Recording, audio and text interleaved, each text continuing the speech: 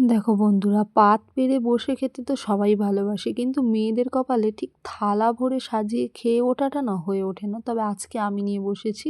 এখানে আছে একটি শাক আর আলু দিয়ে একটা মাখা আছে, এখানে আছে ধনেপাতা বাটা, ওখানে একটা নিরামিষ সবজি আছে, এটা হচ্ছে কাঁকড়ার একটা চচ্চড়ি আছে।